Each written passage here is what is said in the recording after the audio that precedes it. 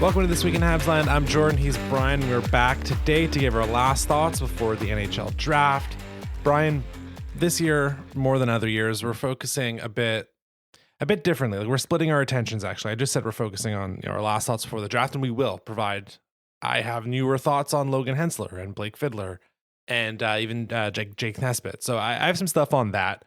But I feel like we've been splitting our attention between the draft and also trades and free agency, because for the first time in a while, the Canadiens actually have some options.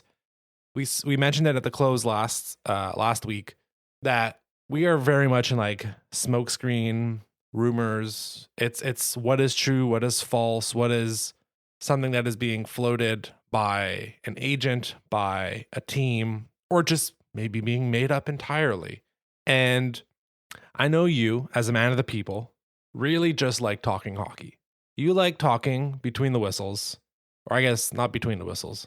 But I do, though. I annoy people during games That's talking between whistles, for sure. But the point is, you care about what happens on the ice, primarily. Yeah. I have to, and I think you'd be okay in me saying this, I have to force you a bit sometimes to talk about the non-ice related stuff, because you have some annoyances with it.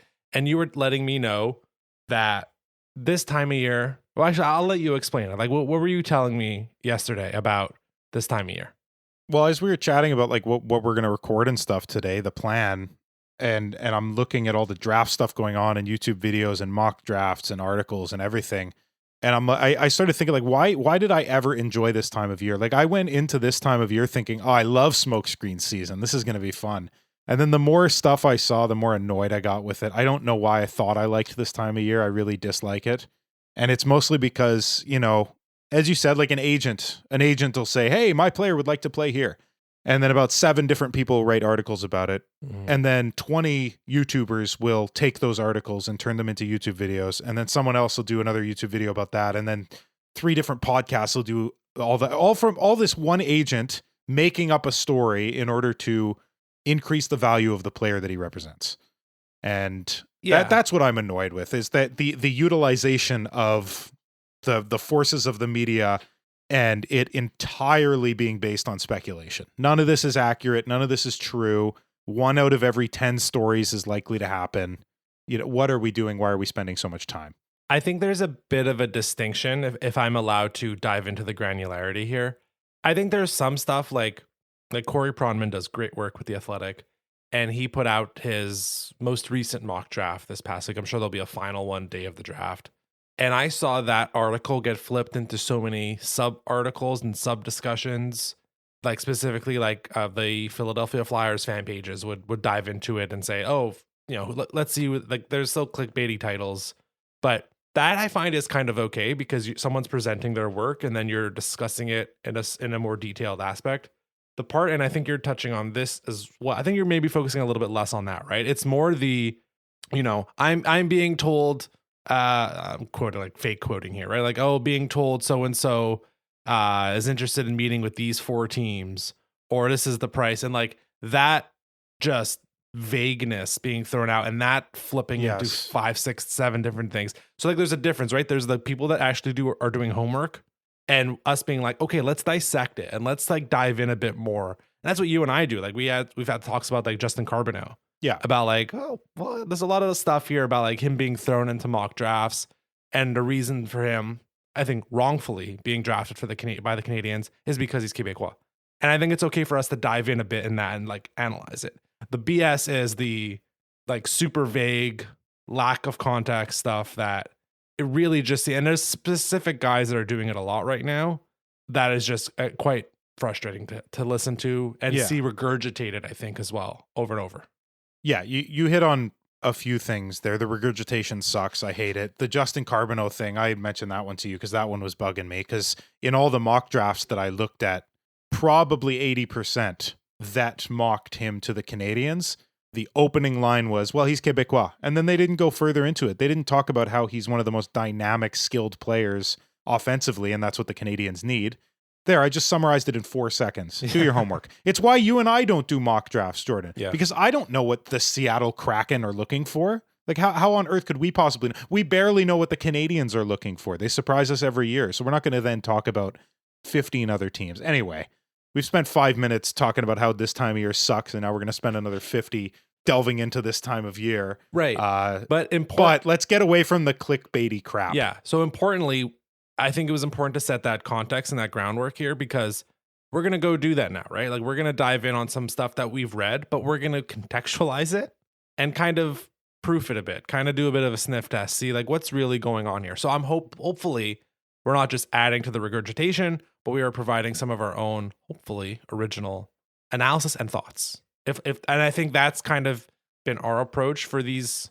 This is now our 4th off season, I guess. Like, hopefully that's how I think that's how we've approached most of them, is we only know so much as fans, as outsiders, but what we can do is we know the team very well, and we have seen 25, 30 years of hockey and how it works. And our entire fandom spans certainly the Cap era, which is a completely different era, how things were like in the 90s and stuff. Yeah. So hopefully that helps us contextualize. So yes, let's get into some stuff.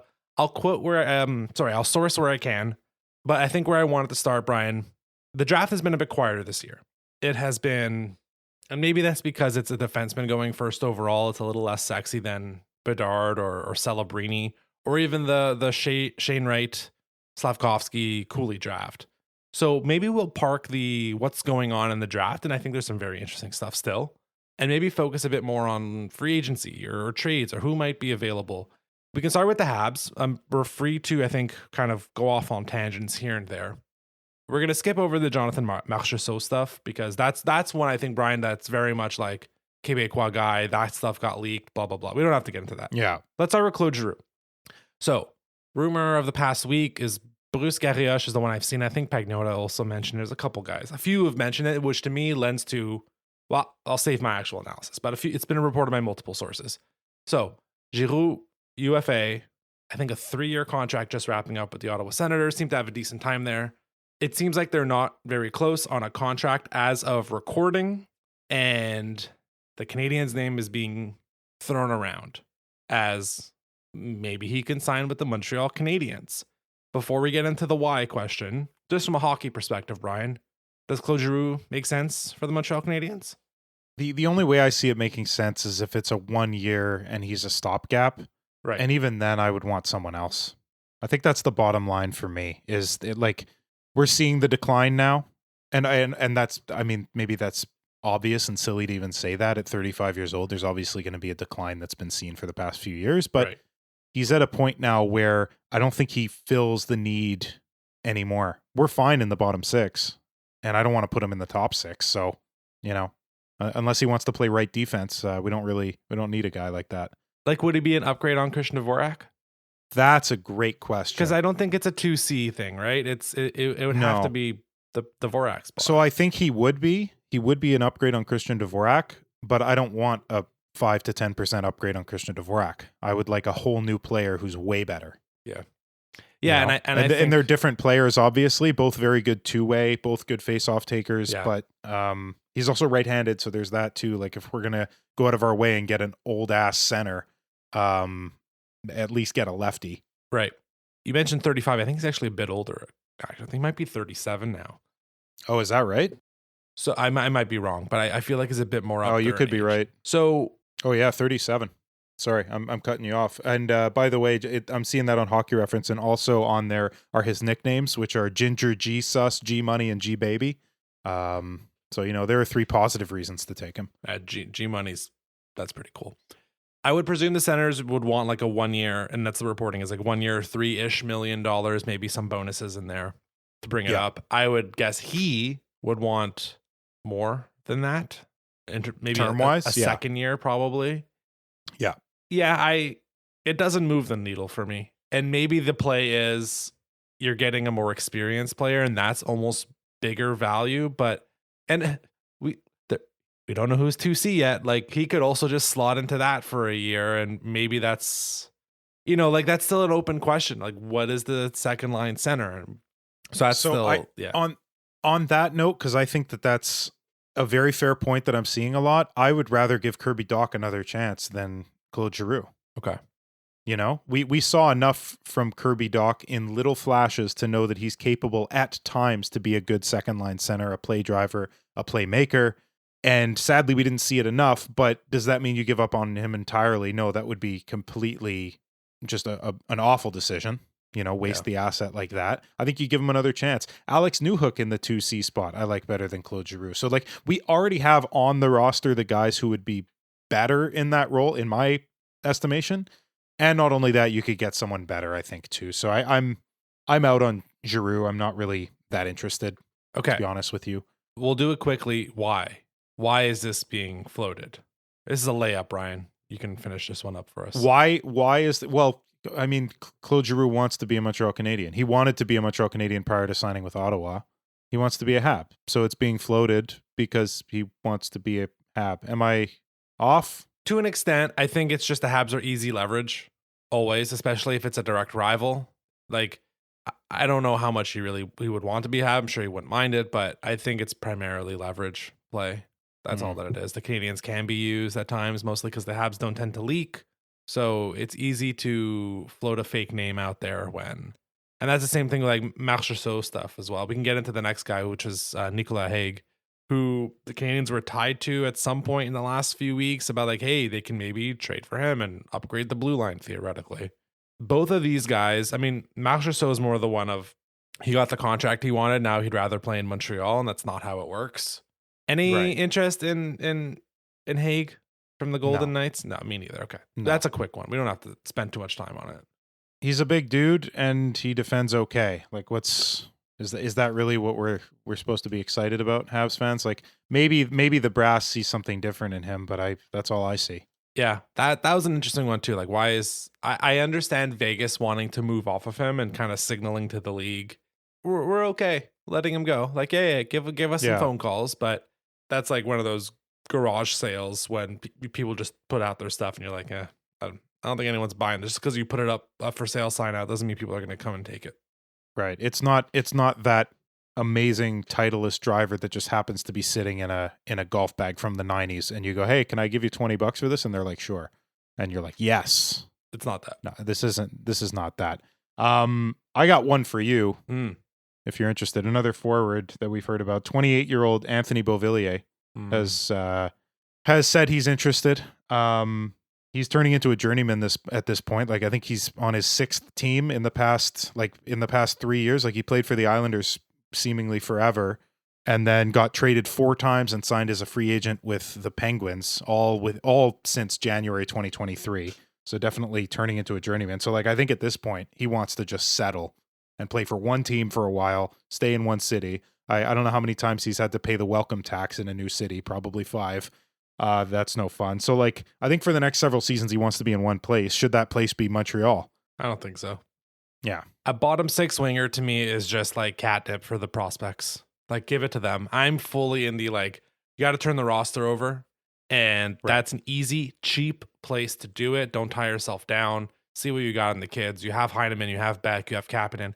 We've talked about that as a potential kid line for the 4th line. Like I don't want to see Anthony Beauvillier taking up that space. Like to me, that's such easy stuff. Like the Canadiens are not, and not that I would say like Beauvillier is an effective like bottom 6 guy for the postseason, but they're not even if that type of player was like signaling, hey, I want to join the Habs. I still don't think like the Canadiens are in the time of their team progression to need that type of player yet. Also, it's a trade. That's a trade deadline move anyway. Yeah, fair. That's probably true. Yeah, you're right. This is 2 years from now when we're contending and you need to fill a 4th line role. Yeah. Okay. Yeah, I figured I'd bring it up because like of all of the smokescreen ones, this one felt somewhat real. This one felt like it was coming from him. So like I do him a little bit of justice. He's a good player as a bottom 6 guy. Nothing wrong with that. Yeah. Just, probably not the right fit or time right now. No, not something I'd be willing to look at. There's so many of the kids right now that could take that. So I'd give it to Jared Davison, give it to Luka Tuck. Like, yeah, exactly. Not saying all these guys should be in the bottom 6 next year. We obviously have Galley, Evans, and Anderson, but there's a full 4th line theoretically. If those guys are the 3rd line, we've talked about this. That's like open season for tryouts in at training camp. Okay.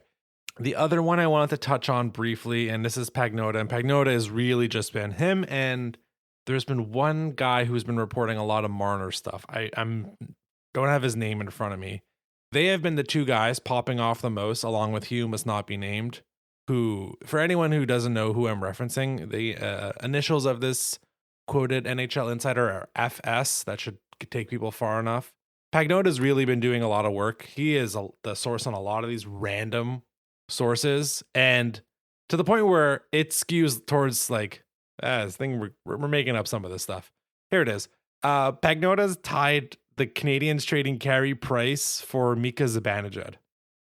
And it just breaks my brain. I know I did it like, was it 2 weeks ago where I did it with the Pedersen thing? Yeah, you did. And it was complete nonsense. I forget which category I put it in, but I think it was the make Brian mad category. You were using it as an exercise. Yes. To try and ascertain value. If he's being real about that, I don't even know it.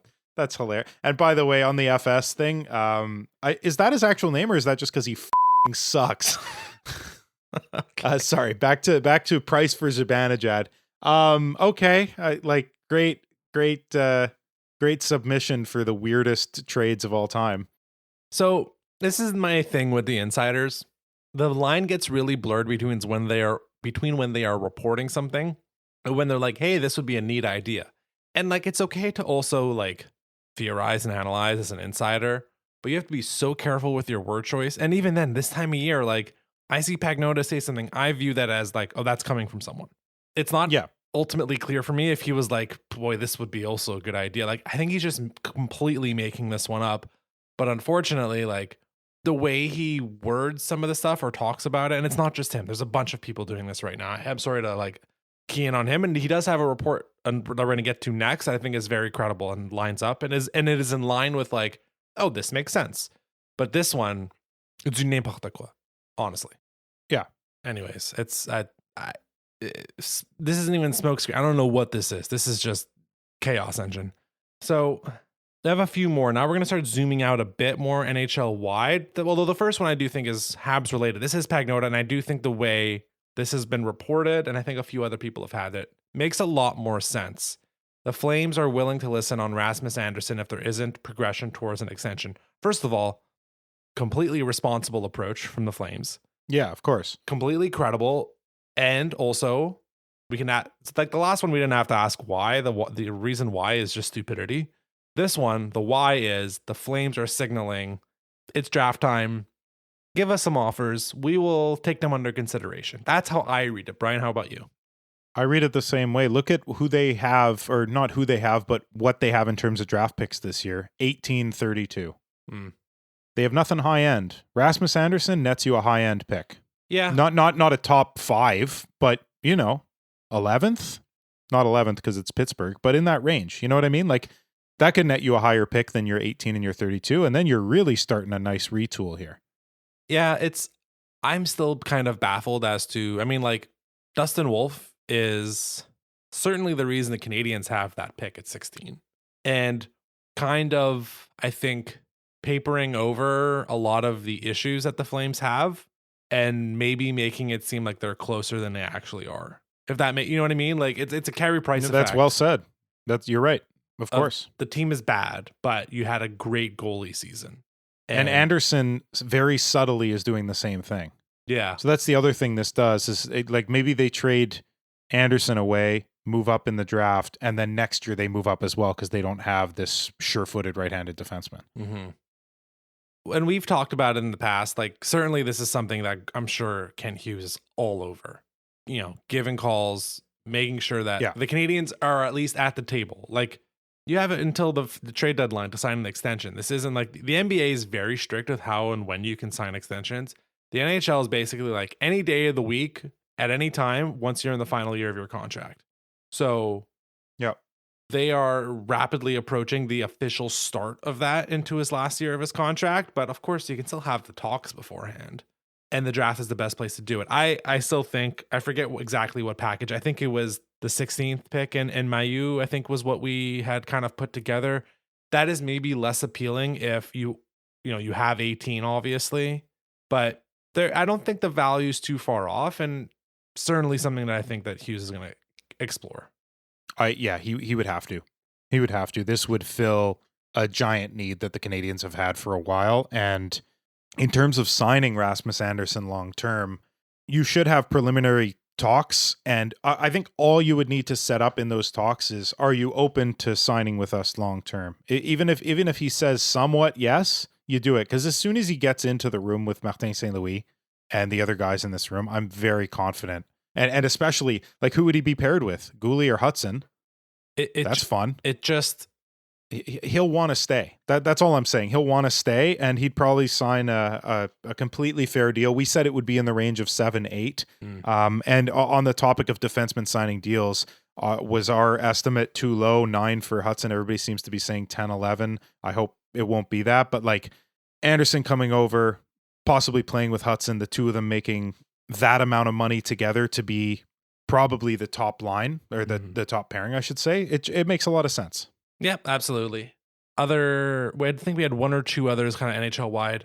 The Stars, Jason Robertson stuff. Like, this is the famous, like, having your cake and eating it too. Like, we're not actively trying to trade him, but we're listening. Like, what absolute nonsense this is, by the way. When teams frame it like this, it means like, we're kind of ready to trade him, but we can't say that publicly and devalue our player.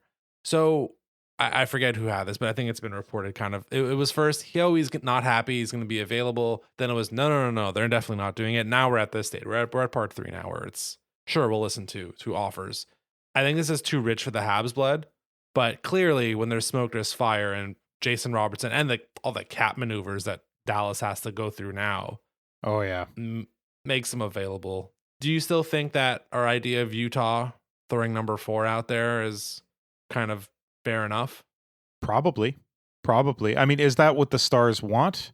Yeah. Is a high-end draft pick?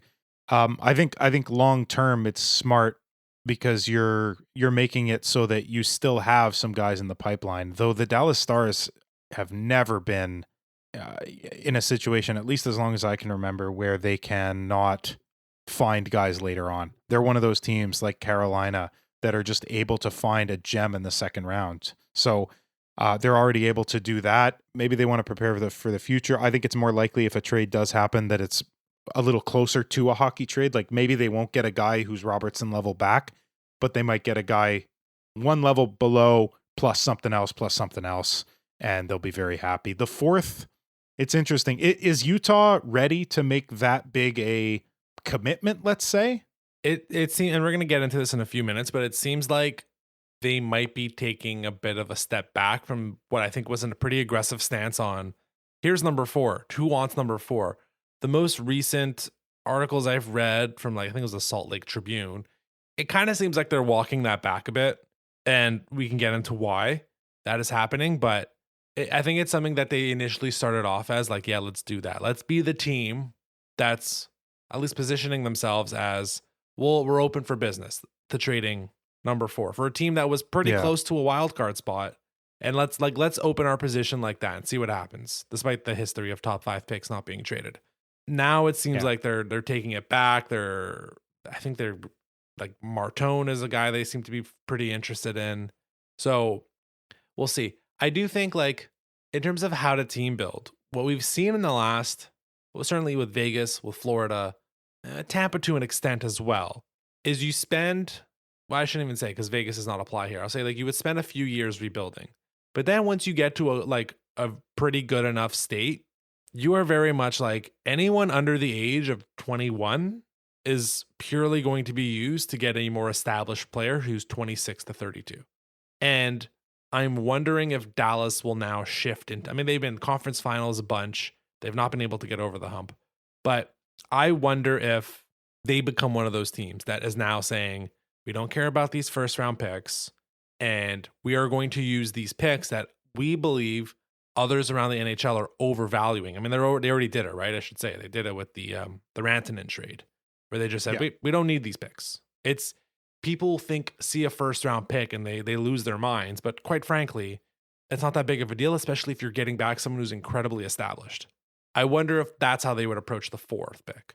Like, if they have an agreement in principle 24 hours out of the draft, and the principle is, we need to find someone to take 4. Like, just use Utah as the middleman, basically. Yeah, right. And then go get a more established guy. I don't know. Right. So yeah, using them as a middleman, fair enough. But why wouldn't those teams just go to each other? I guess there'd be another asset thrown in that would sweeten it Would be if Utah through really Utah. wanted Jason Robertson. That's why, Yeah, I guess. Yeah, that's fair. right? That's Anyways, fair. Yeah, we'll see. So that's it'll be on the draft floor too, because one thing doesn't go the way they think it will, and suddenly someone falls into their lap at 4, and they go, "Ha, screw that trade." We're taking whoever they deem as that guy. Maybe it is Martone, like you said. yeah. Though he seems to be falling more and more in most mocks, but maybe that guy's Higgins. So let's this is a great transition into the draft rumors, which is where smokescreen season is. I'll just read you off some stuff here, Brian. Let me tell me if you see a pattern here. Chicago at number 3 is open to trading the pick according to FS. Utah at number 4 are dangling the pick according to Pierre LeBrun, Darren Dreger. Nashville at 5, apparently Roger McQueen landing spot. Boston at 7 is considering trading their pick at number 7. So we have, for the record here, 1 and 2. Oh, even San Jose, they're not trading the pick, but they're not 100%. Or same goes for the Islanders at 1 with Schaefer, but it's Schaefer and Misa. 3 is open to trading their pick. 4 is open to trading their pick. 5 is open to trading their pick. 7 is open to trading their pick. Only Philly at 6 was the only one I couldn't find anything. And maybe that's just, I'm sure it's out there. Basically 3 to 7 have all said like, yep, oh yeah, we'll trade it. Oh yeah, we're certainly looking at those options. I asked the question now, Brian, why? To give pundits something to talk about? I don't know. So we've talked about a lot of these in the past. Like they've been really awkward ones about like the Canadiens trying to leverage to get up to the number 2 pick and Columbus trying to trade down. And I think 3 to 7, all of them saying like, yeah, we'll trade it, is basically them all saying like, we don't know which one of these centers is next best. We don't know after okay, Misa. Right. Like, yeah. Is it Higgins? Is it Desnoyers? Is it Frondell? What about Brady Martin? That was another one. The hype train on Brady Martin, somewhere between 3 and 7 is now being rumored. So I read this as, and like again, 3 and 7 is kind of the part of that. I think that one was from The Athletic. I was like, oh yeah, Brady Martin 3 to 7. Yeah, it's because every team between 3 and 7 has no fucking clue what they want to do, because they're all like, I don't want to be wrong, so yeah, I'll trade it. I'll move around, because no one's like, okay, I really like, and maybe this will change. Maybe we're falling into the smokescreen. But like, there's so much murkiness in this 3 to 7 range. We're very real possibility of all centers. 3, 4, 5, 6, 7. All of them, all 5 picks being centers. None of them have any idea who's the best. That's how I'm kind of reading it. That this feels more than normal of all these teams being like, oh yeah, open and trading the pick. Yeah, certainly. Even though we know it's all BS. Yeah, well, that's the thing, man, is that it feels like more because there's more discussions about it, but it doesn't mean any of it's actually going to come to fruition. Right. You went through the past 20 years of how many times a top 5, even top 6 pick has been traded, and it's 0. So, like, what are the odds that happens now? Maybe Philadelphia has not been saying that they want to, trade their pick because they're seeing everybody else do it and go, okay, if they're this unsure, then someone's going to fall to. Maybe they know who they want, and they're just hoping nobody else figures it out. Yeah. And all these other teams don't know, like you said, so... Well, that was the Canadiens. Who the heck knows, man? If any of these are true, do you have an interest in trading up to one of these? Like if it would take, either both 16 and 17 plus a really high-end prospect from the Canadiens to move up to 4, let's say. To 4, eh? So 4, or like, I mean, any one of these. Like they're all sort of in the same range, 3 through 7. Well, I kind of mentioned it last week where I don't think Brady Martin is a guy I'd be willing to trade significant amount of stuff for. To I'm move with you on that. My way up in the draft. I also like McQueen. That's why like I asked like 4 specifically. Same goes for like Jake O'Brien. I mean, with 4 you could get Desnoyers. So that's I think there's some guys I would very strongly consider doing it for. I think Desnoyers is one of those guys. Higgins to an extent, although Frondell, yeah. I think, yes, I've come around. I think Higgins for me is an absolute yes. It's those 3, I think. It's those 3. Yeah, so I don't think any of them are really, no one's really going to move their pick. I just think it's kind of interesting. Boston at 7 is the interesting one. I know you've said, why would Boston consider moving that pick at 7? Everything I've seen and heard lends me to believe that this team is not ready to do a full-scale rebuild. That they viewed an That's music to my ears, buddy. That be mediocre for 10 years. I love that. Yeah, them and ironically the Islanders, who they've been tied to in some trade rumors for defensemen. Yeah.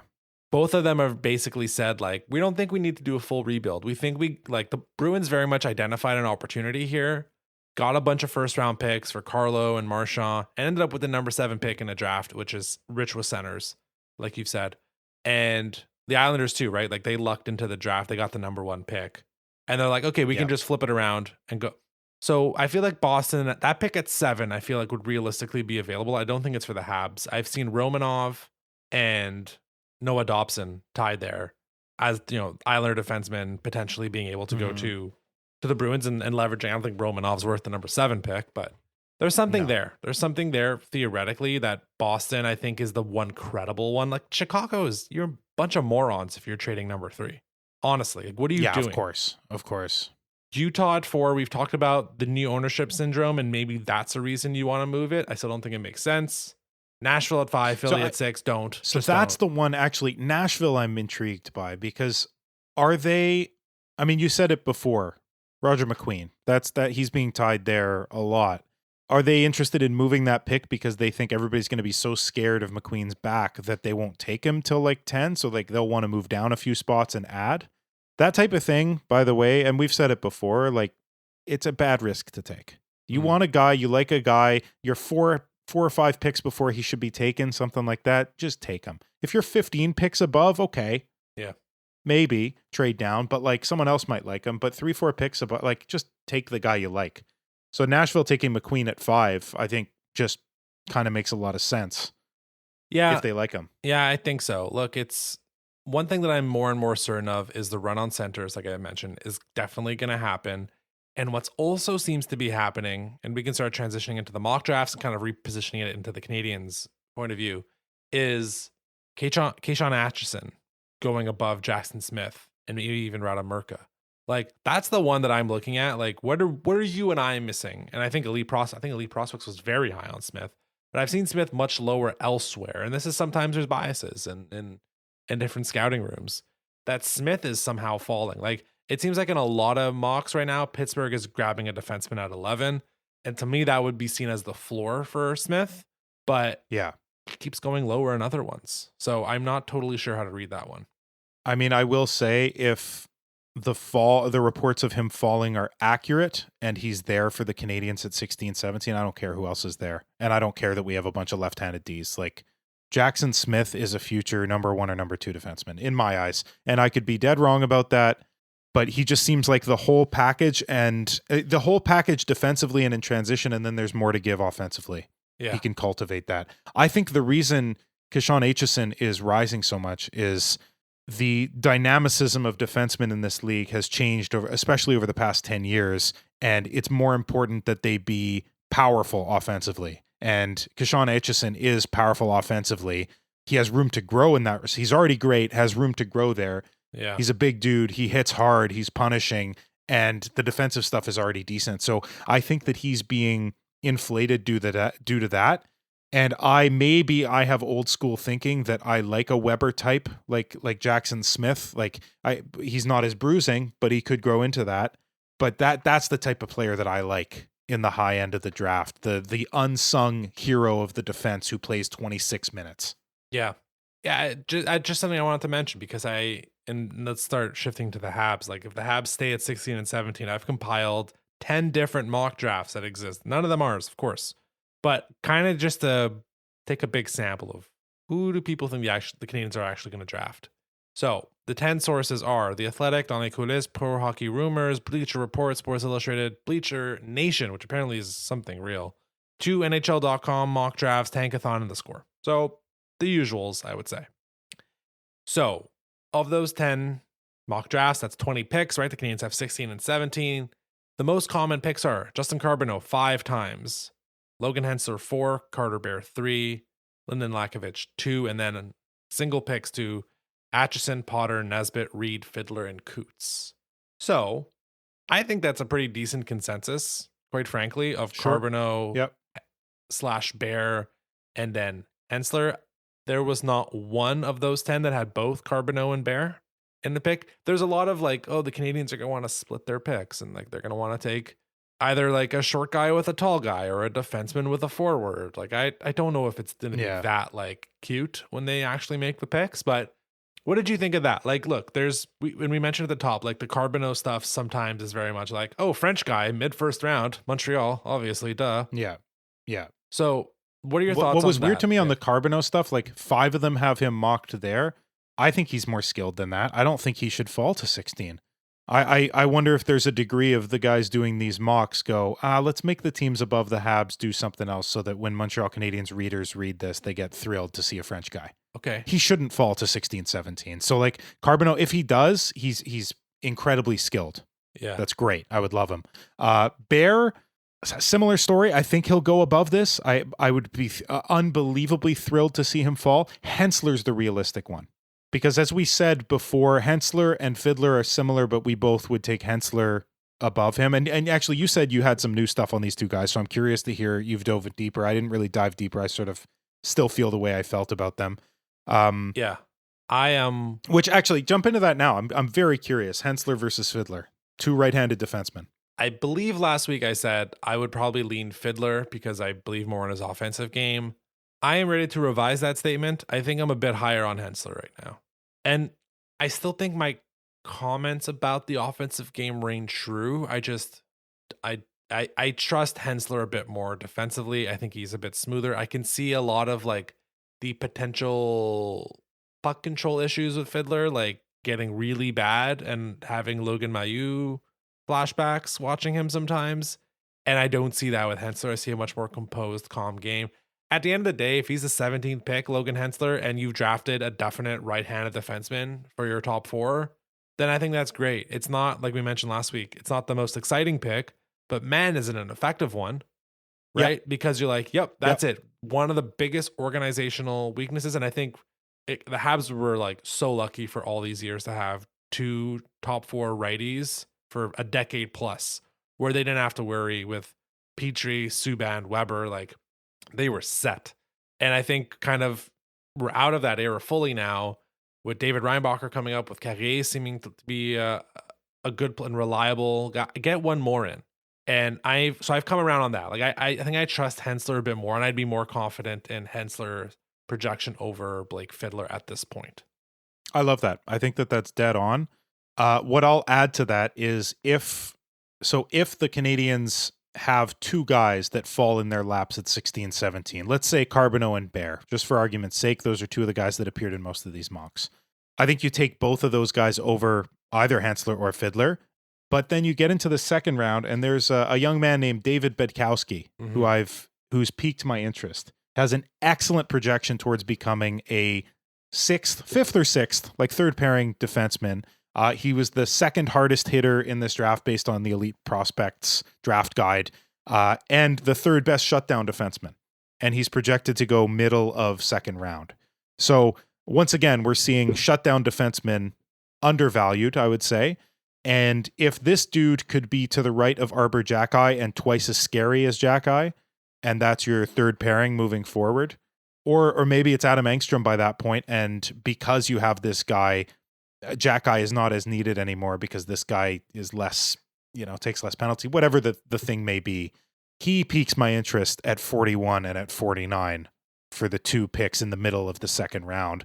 If the Habs don't get Hensler, don't get Fiddler, don't get, Smith, one of these defensemen. Yeah, and I do wonder if a Rasmus Anderson trade affects anything with what the picks are.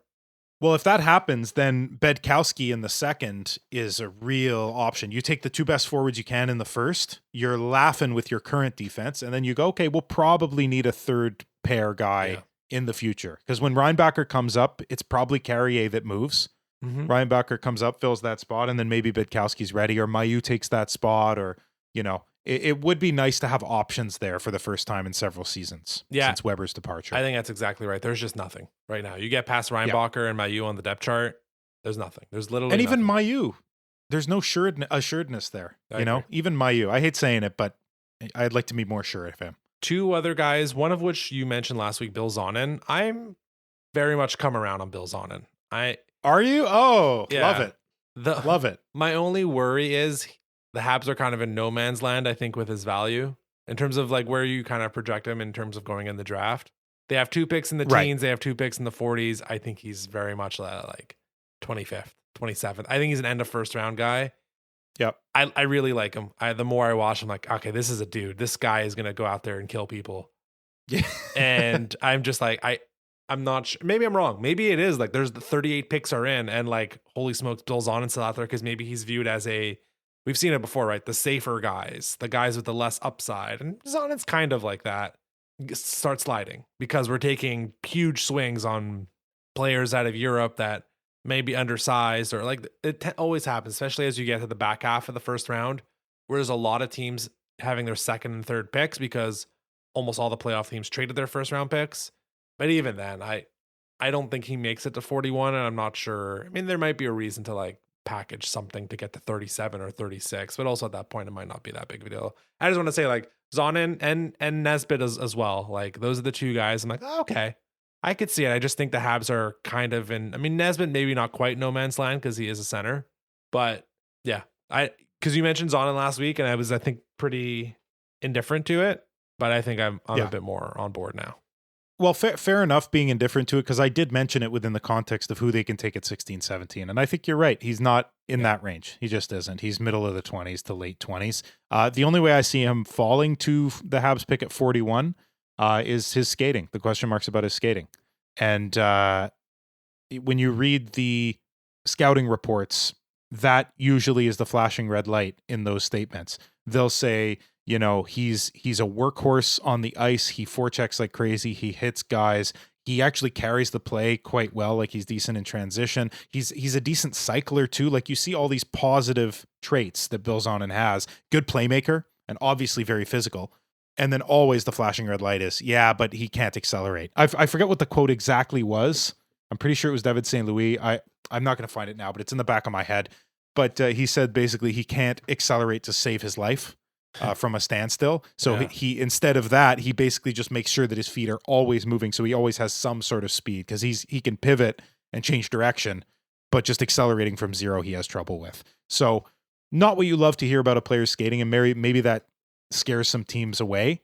But if the second round is Bedkowski and Zonin, I'm laughing. Mm-hmm. Yeah, no, I agree. I think at 41, certainly Zonin's has that value. I think Nesbitt, if anything, Nesbitt's going to be one of those guys that goes like 19th or 14th. And you're like, oh, okay. Didn't totally see that one coming. But again, the run on centers is going to, I think, shape this draft after you get out of the top 10 to the point where someone like Jackson Smith, like we've talked about, or Victor Eklund are going to be available at 13, 17, 18. The one thing I will say that's been a bit frustrating is in a lot of these mocks, and I do tend to believe it, Columbus tends to take one of Bear or Carbonneau quite a few times. And I would presume their preference is to take Murtka or Smith to get some defense in that team because the forward group is looking pretty decent. But yeah, maybe a best case scenario is like one of like that. I mean, Jackson Smith at 14 is just bananas, but it does seem like one of Bear or Carbonneau tend to go, or even Lakovic go in that 14 spot, and that makes it a bit thinner for the Canadiens going forward. And those 10 mock drafts, by the way, 8 of the 10 had the Canadiens taking one of Carbonneau or Bear.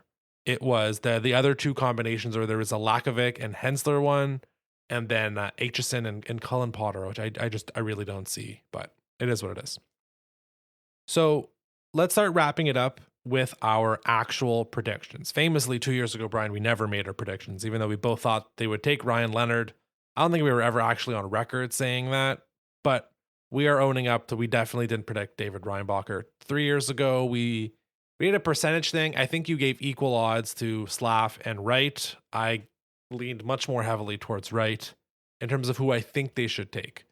Yeah. Who knows? And last year was a bit complicated. Certainly our preference was Demidov. I know that for sure. I forget who.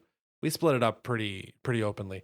So the Canadiens are at 16 and 17. It's a lot of like, we don't actually know who's going to be available, and that's going to be a tough one. So put your prognosticating hat on, Brian, and tell me who will be the picks. And I also will they stay at 16 and 17? Hughes has traded a first round pick in 3 straight drafts. He traded one, even though I fight that that terminology with the Kirby Dach trade. Technically, there's a first round pick in there. Trades one for Alex Newhook, even though it was barely a first, and then moves up in the draft to eventually get Michael Hage. So there have been first round picks moved in each of the 3 drafts. So I guess first question is, are they staying at 16 and 17? You can throw me a percentage to make it a bit easier. And then presuming they do stay at 16 and 17, who are they going to take? So I don't need the percentage. I'm confident they're going to stay at 16, 17. Okay. The more I look at this, the more I think he's going to stray from that always trading the first round thing, because it's not a pattern so much as it's just, oh, this is an opportunity. Oh, hey, this looks good. And with a bunch of teams above them saying they'd be willing to trade their first round pick, and with the fact that having 2 back-to-back picks like this allows you to go pig on one of them and be like, this guy has tremendous upside, but a lot of question marks, and then get a more structurally sound player who should pan out. I think they'll just do that. And then in terms of who they're picking, one of them will be Hensler. Yeah. I'm fairly confident one of them is going to be Hensler, and the other will be whoever falls. Whatever forward falls, that's who they're going with. And to put out a name, I'm going to go Bear, even though I don't think he'll be there. It's Bear or Carbonneau, whoever's there, but it could be Lakovic. It could be any number of guys to fall. But one faller and Hensler. That's who I'm going with. Okay. So I'll say, in terms of the trade, the one difference this year compared to past years, the Kirby Dach one's a weird one because he traded Romanov really to get that first. The other 2 first that were traded were really far back in the draft. I forget exactly if last year was like 25th or 26th. It was quite further back. Yeah. To move up to 20. And then, of course, 31 was the pick that got moved to get Alex Newhook. This is 17 and 16.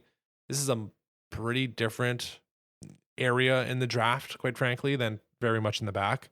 So I also do think they're going to stick at 16 and 17. I'm contractually obligated to say they're going to take Carter Bear. I don't have a choice there. And then it gets interesting. I'm very curious to know what their thoughts are on Logan Hensler, because I can see this team not being sold on it, on Logan Hensler as a player. The problem is I'm not sure who in that range beyond that. Like I don't think Cameron Reed's the guy that they would go after.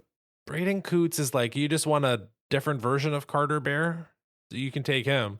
Sure. Yeah, I guess. Like that also would be on the board. I'll do it. I'll do Bear Carbonneau.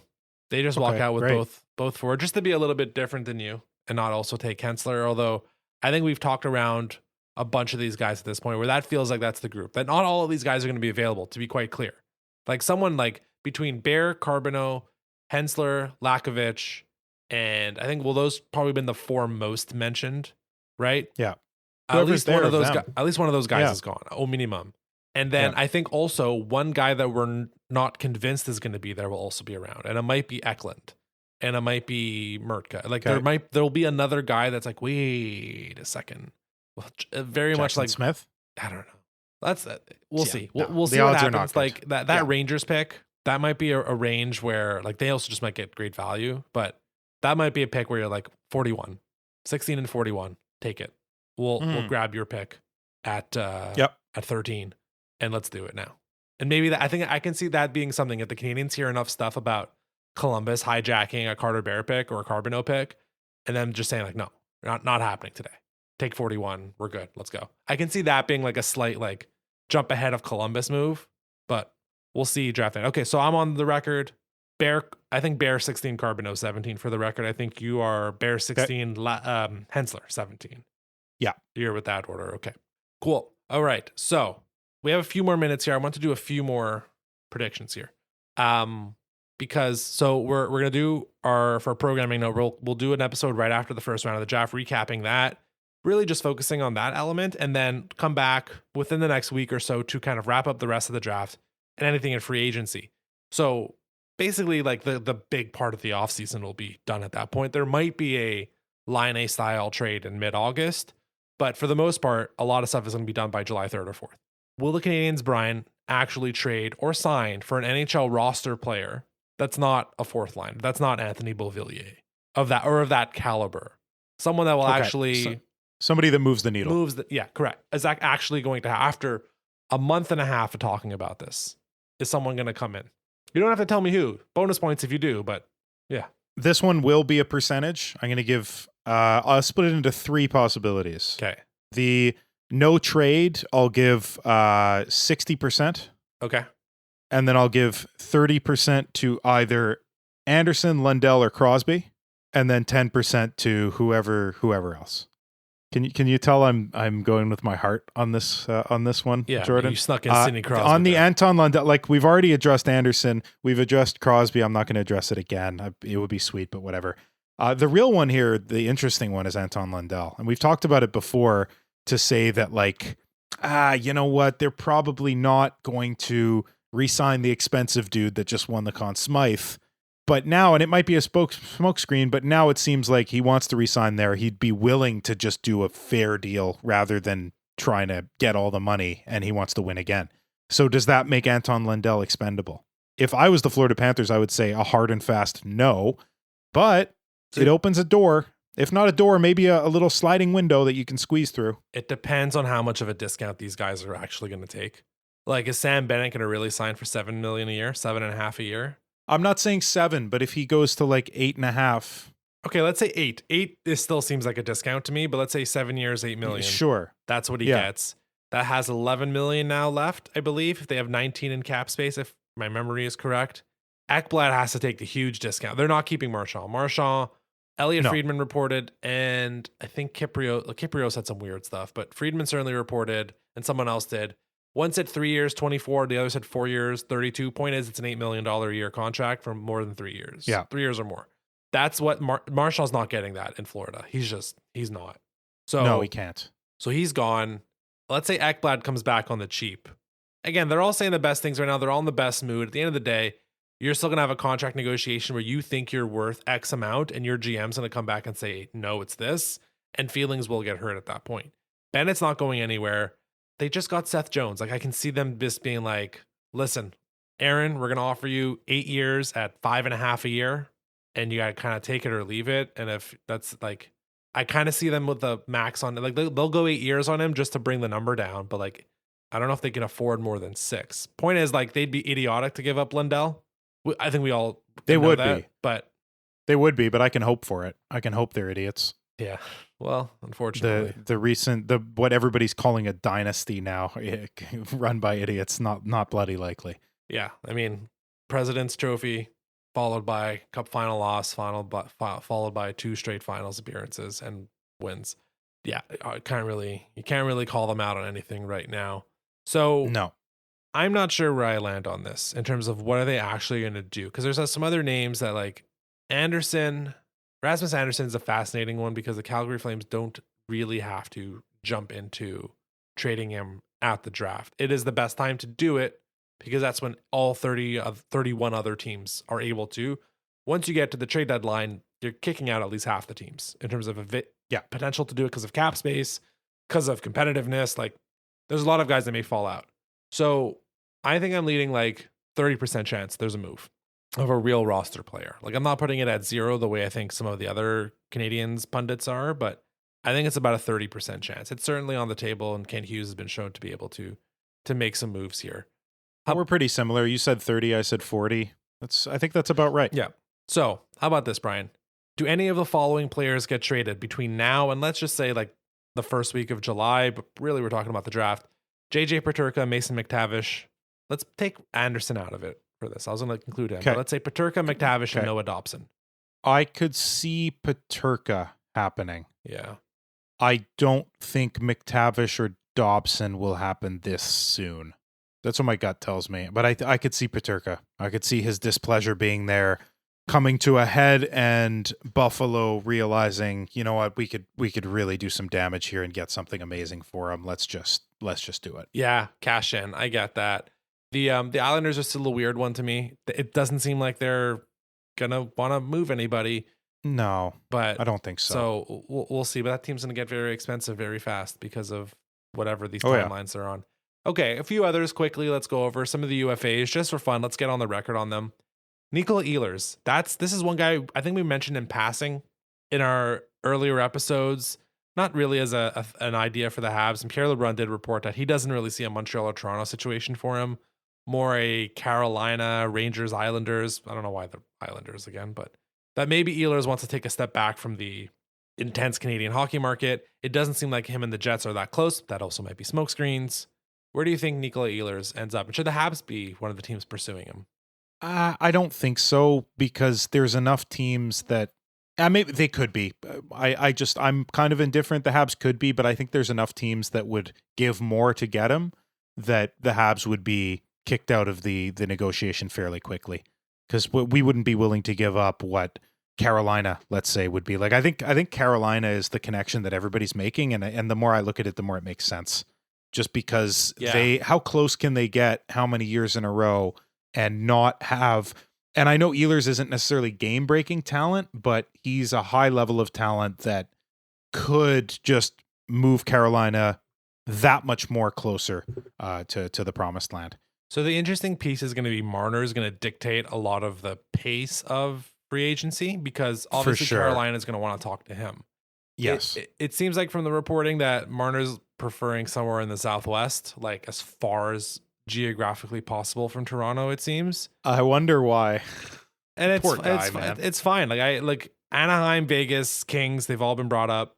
Yeah. It even seems like the Hurricanes, there might be a leverage play there where they're going to entertain the Hurricanes just to drive his number up, which fair play. Point is, I think once Marner's off the board and Carolina most likely does not get him, then they quickly shift their attention to Ehlers, and they can throw a bit more at him. And I think that makes a lot of sense in terms of the timing.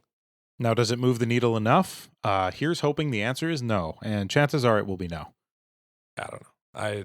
We can do a whole podcast on like the fascinating team building and gameplay approach that the Hurricanes have. Like, we've made fun of it over and over again. They've become a punching bag. It's been an effective tool to a certain extent, but how much of it is just them moneyballing it and them just doing like, let's max out the talent we have with a specific type of gameplay where we increase our chances and all that stuff.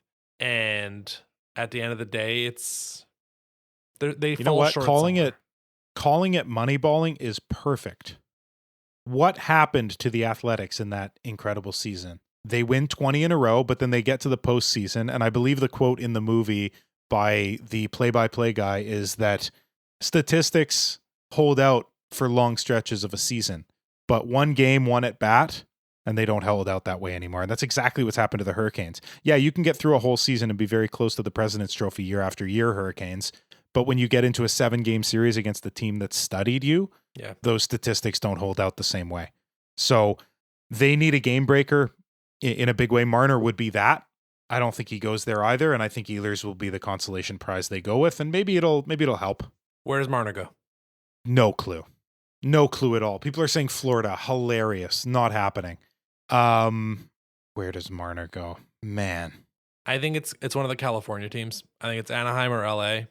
I don't think San Jose would show the interest, but I think it's one of those two teams. It's not San Jose, and I disagree with Anaheim. I think if anybody, it'd be the Kings. Yeah. The Kings have to be willing to sense to me. Bend a bit, I think, on that one, but that's also a franchise that's literally run into the same wall 4 years in a row, so why the hell not? Ekblad and Marchand, where do they go? I think Ekblad stays. Okay, same. I really think Ekblad stays in Florida. And then Marchand, he just won, so this feeling of winning is probably still like, not that it wasn't there prior, but it's still going to be driving him. And I think he's not going to go to a non-contender just to get to that 8 million figure that he wants. I think if given the choice between 7 million a year in 3 years or 8 on 4, but the 7 on 3 is a contender, he'll go there. In terms of specifics, I really have no idea for Marchand. Do you have an idea for the Rat? I don't think it's out of line to say he goes back to Boston. Like, oh, okay. For a team that doesn't seem to want to really do a rebuild, I think there's a certain possibility there that he'd want to go back. I think he wants one last big contract, which seemed like part of the reason that he got moved is they couldn't get close on what they wanted next.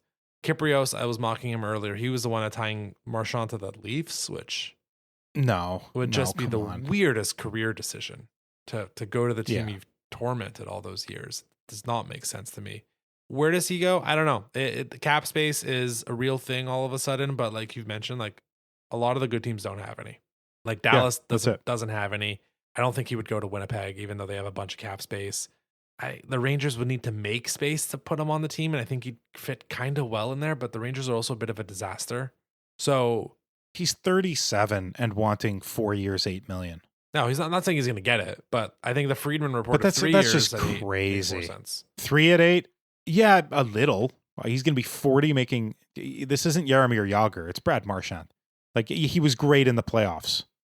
I will give him that. Will he be next year? I don't know. All right. Any other draft or free agency trade predictions, Brian? Before we wrap, the next time people hear us, the first round will be over. What do you got? Anything else left in the chamber you wanted to unleash in the last month and a half, a discussion that we never got around to? Well, Jordan, I'll tell you, I appreciate the huge setup you've given me, and I will answer it with this. No, I don't. I'm good. This draft is whatever. We have 16, 17. We don't have 5. Buffalo takes Porter Martone at 9. That's my final statement. Buffalo takes Porter Martone at 9. Fascinating. Okay, for other teams, all right, maybe I got something for other teams. I think Chicago goes weird and takes someone who's not the best player available. That's my I don't have anybody specific, but for some reason, the way that they've drafted, right, other than Bedard, obviously, but that was a no-brainer. But Levshunov, really? You could have had Demidov. Yeah. No, I just love rubbing salt in that wound. I agree. So I'll just do a few rapid fire here. Like I mentioned, Martone to Buffalo at 9, Aitchison to Pittsburgh at 11. Okay. Yeah. I can't say any of the, let's say Lakovic to Calgary at 18. Might be a run on wingers at that point.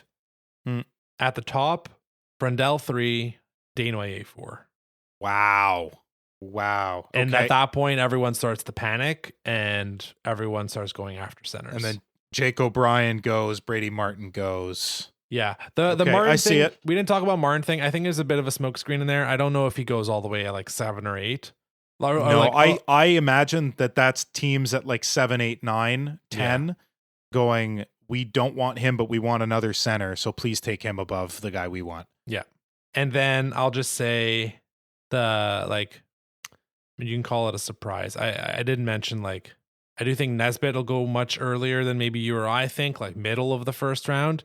And then I think maybe in contrast, Victor Eklund is the guy that falls a bit. And we're like, wait, what's going on here? Maybe to the point where even the Canadians pass on him. But Eklund might be the one guy that kind of, and that's the center run plus the slightly undersized thing as a winger. Like he might be I could see him being the forward that drops a bit. That makes sense. Okay. Well, listen, thank you everyone for listening. We've done now 6 or 7 episodes kind of getting ready for this moment, this week of the NHL draft where a lot of stuff happens. The Canadians have been really active each of the last 3 draft periods. And this year, while there's no top 5 sexy pick, they got 2 picks in the middle of the first round and a lot of prospects and a lot of extra capital. They have 4 picks in the top 50. They have 7 picks in the top 90. There's a lot of options for the Canadians. So I think we are expecting a lot of roster movement and hopefully another strong draft. And that would be really helpful towards keeping the rebuild going and slowly making our way into next season. So we'll be back the night of the first round of the draft. We'll do an episode that night. So most people, you'll likely find it in your podcast feed Saturday morning. And then again, we'll come back one more time to wrap up all the draft stuff and free agency and hopefully some moves by the Canadians. Until then, you can follow us on social media at HabslandPod on Blue Sky and TikTok. If you like what you heard, please leave a 5-star rating on Spotify. They help us so much. And Apple Podcasts while you're at it. And until draft night, go Habs.